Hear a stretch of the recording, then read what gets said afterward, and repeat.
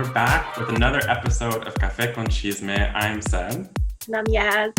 And we are so excited because we have a very special guest today. We're floored. We've been talking about this for every day, all day, planning it. Journalist, Emmy-award winner, Peabody winner, host of In the Thick of Latino USA, executive producer. The accolades go on and on and on. But please welcome Maria Hinojosa. Hey. A little applause. Right. Those aren't accolades. Those are my jobs. I like to joke that I'm Mexican, so I have 16 jobs and I never say no to work. If people are like, wait a minute, I have a job for you. Okay. It's a bad thing. I like to joke. Learning how to say no, right? Exacto. No. And actually, I joke about this, but also a lot of blessings. So I focus on the gratitude because it's a beautiful thing to have a lot of work, especially in this moment. So I'm grateful for that. But I'm so happy to be here with the both of you. And Maria, we consider you the madrina of podcasting. Honestly, it is such an honor to have you with us today.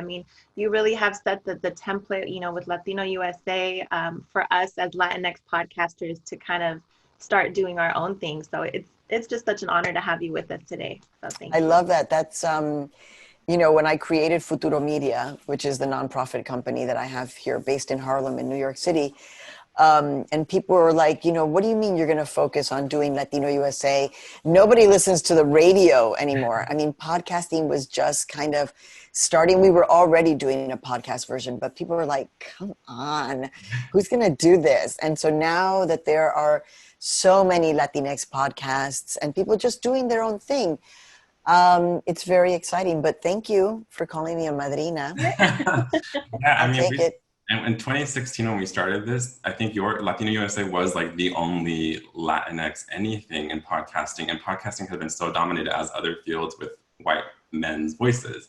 So it's, refreshing, and we love you, and we've been following your work and your show. And so, yes, we're just gushing at the fact that you're here with us today. Pero claro, for me, I gotta say, this book, look, one of my favorite things really is to do journalism, which means I'm out in the community, but also when I'm out talking to people face to face. I love that stuff. Yeah. I'm a people person. Right. So the fact that, we have to do it like this is a challenge, but it also lets me get to a lot more people. Yeah. Right. Before I'd be right now, oh my God, I'd be at LaGuardia Airport for sure. Soltando chispas, the flight would be delayed and I'd be on my way to you name it. And I'd have a presentation. I'd be sleeping in again, focusing on gratitude, but, maybe who knows what kind of hotel. And then I have to be up, at 4 a.m. to get to the airport, to go to the, and so that's a lot. It's a lot of wear and tear. This is I miss not being able to touch you. Yeah. I want to hug the both of you. Porque aparte que I know you guys are super cariñosos. But now we got this, and Latinos and Latinas are doing this, and I'm so happy.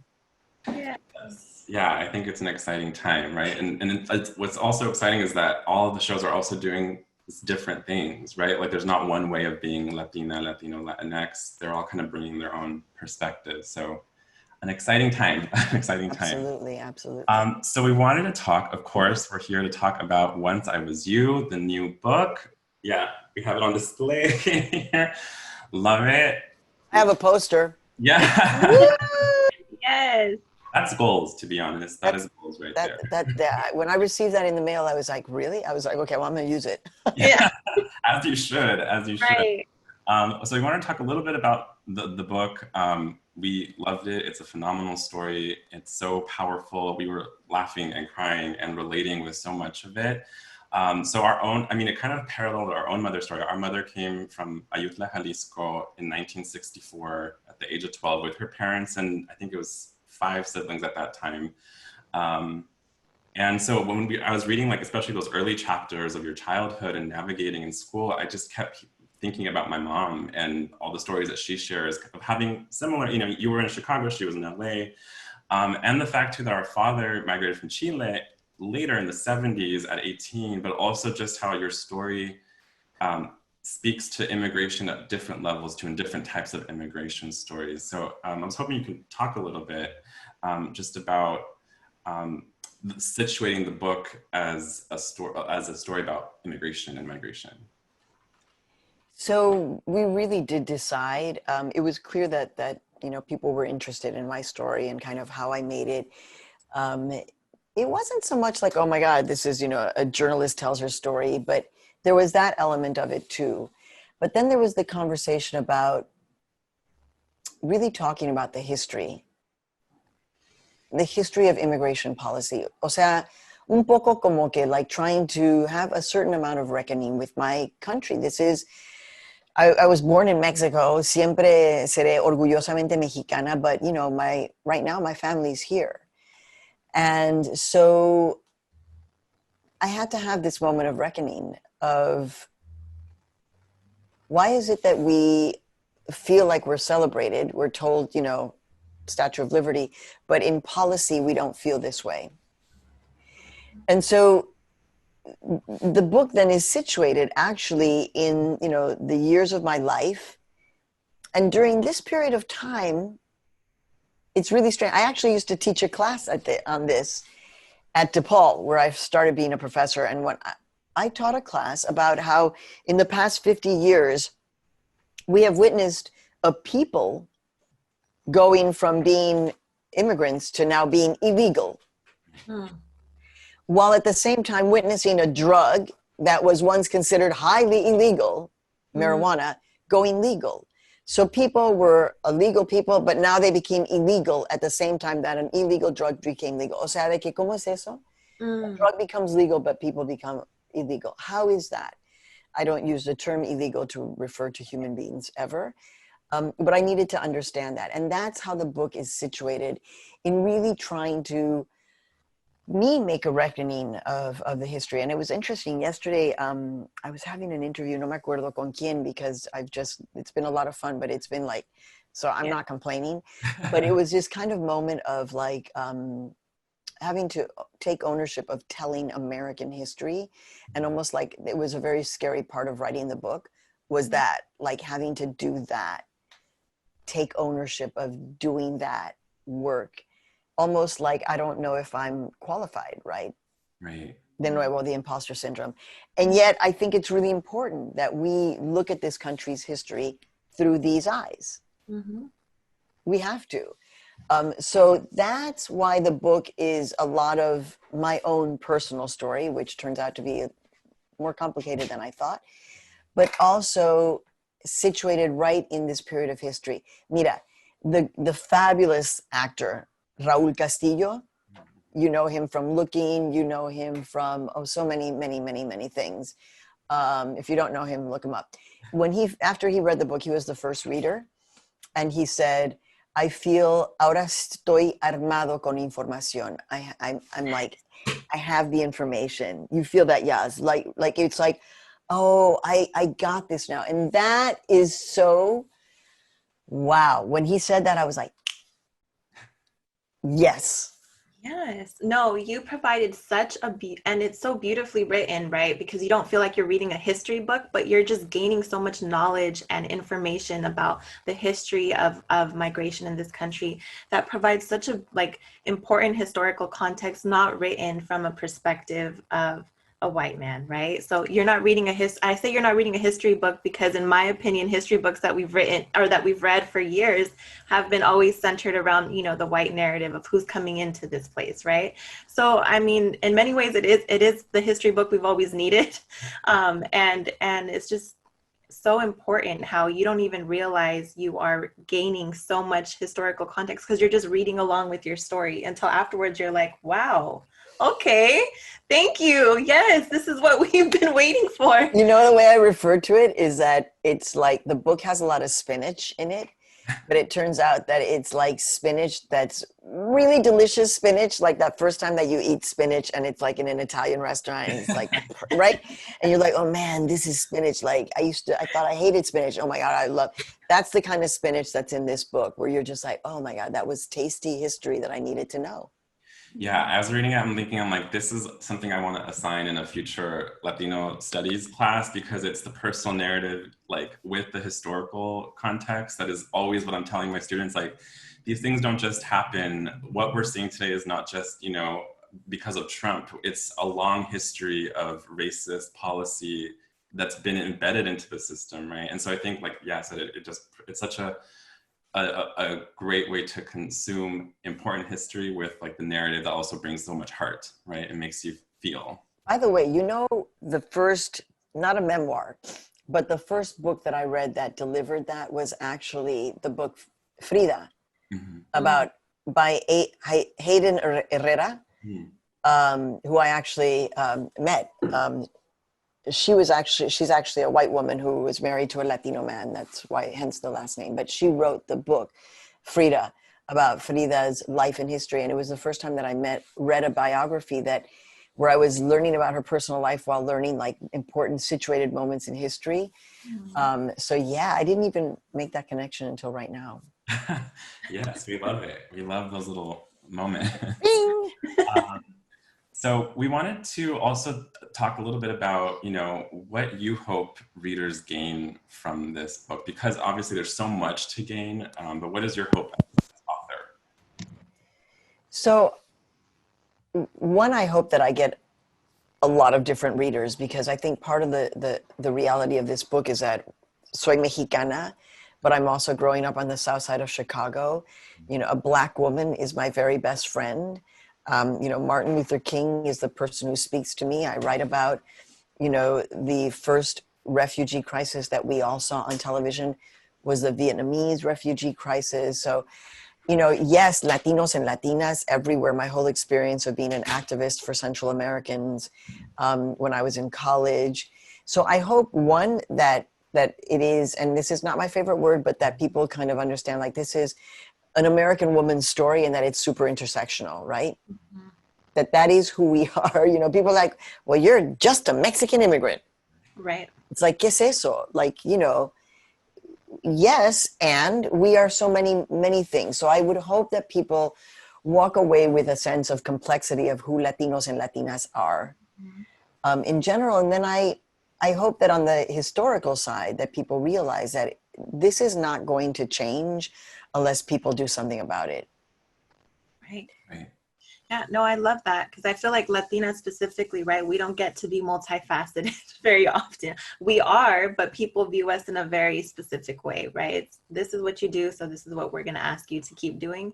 So it's beautiful that you can own that and say, like, we're doing so much more, and this is for everybody to learn about the multiplicities that are experiences in our communities.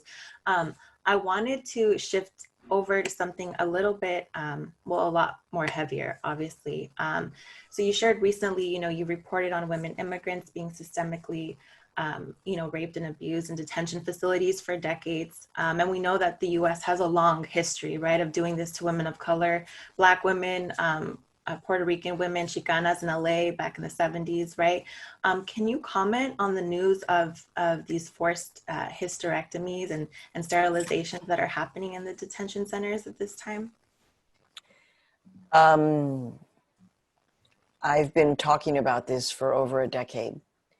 Not about a forced hysterectomy, but I've been talking about rape that goes unpunished, talking about people who are detained in these facilities who are being over-medicated, right?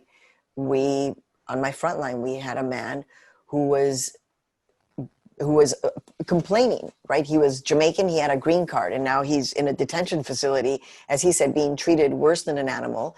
He was an American with a green card, guy from the Bronx, and all of a sudden he's in Texas being treated like this. And he used to complain. He had battled depression, and they over-medicated him to the point where he rolled off the bunk and he broke his eye socket and busted a testicle. We reported about that. We reported about how these places are audited, but it turns out that the audits are their same companies. So there is no audit, there is no independent audit, and we reported about that specifically at a place called Hutto, where there have been allegations of not just one, but multiple sexual assaults, continual. So we have been saying this, talking about the fact that they are fed food that is spoiled because they save money in this way, these private prisons, so that the detainees are fed food with maggots. So the next step, they're experimenting on us.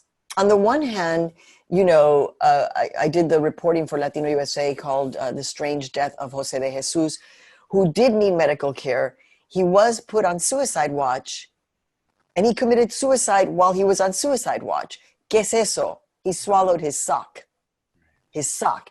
The knee sock, that's what he stuffed on his throat. May he rest in peace. So the horrors? We've been talking about it. We've been raising the flags. For a long time, and still I'm told, can you calm down, Maria? Can you just calm down? You're a little bit close to the story. Why, what's the matter? And it's because, my hair has been on fire for a long time. The first detention facility that I visited in 1986, the nickname that facility had was El Corralón, which is a corral. Mm-hmm. Why? Because refugees and immigrants were put out in the hot sun in Texas in a corral. There was no cover. That's what we saw. They were standing in the hot sun with orange jumpsuits, refugees. Now those people who arrive, refugees, immigrants, people with green cards, they're not put in the corral, el corralón, they're put in la hielera, which is the icebox. It's a sophisticated form of torture that you cannot see. Where does the icebox leave a mark of torture? Right. They're put into perreras. Our people have nicknames for this. Te pusieron en la perrera? That is the dog cage. That is the cage. Because, we're animals. Mm-hmm. So we have to be put in cages. So, no, this is the tip of the iceberg. And I'm sorry, I'm going to say something shocking. But if you are a pedophile, a sadist, a torturer, a psychological torturer, a rapist, a child rapist, you know exactly where to go for work. Go to an immigrant detention facility. If you have a high school degree, you'll more than likely be getting a job because they're not doing background checks. Because why should the people who take care of immigrants be held up to a standard? Those people are illegal. Therefore, ¿qué importa? There are many people, what's sad is the thought that I woke up thinking like, wow, there are people who are happy about this. Yeah. Stephen Miller is happy about this. I mean, I can't say that's the truth, but I imagine that he's happy. He's like, damn, at least they did what? 10, 15, 20 hysterectomies? 10, 15, 20 less. Right. Yeah. And, thank you so much for providing all of that information. But, you say you've been doing this for decades and people are commenting now on what we're finding out that's happening today.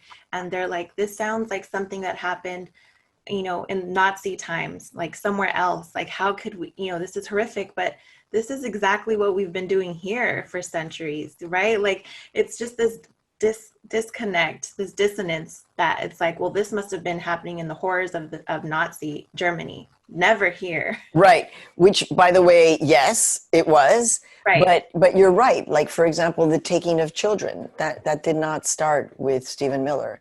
Right. When the Pilgrims arrived, they decided, because of white supremacy, that they knew more. And so they were going to take your child. Of course, it was to enslave the child and to make the child work for you for free. Mm-hmm. But it was under the guise of they're not Christian, so we have to take the child. Right.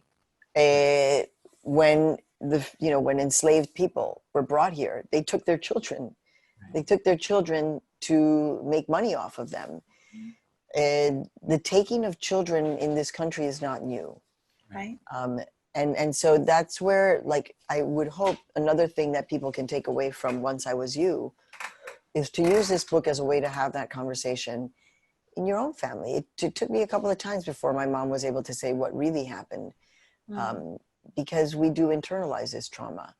And here's the thing is that we need to talk about this more, because that's the way the Black Lives Matter movement is showing us. O sea, hay que sacarlo todo afuera. Nada para adentro. Hay que sacarlo todo afuera.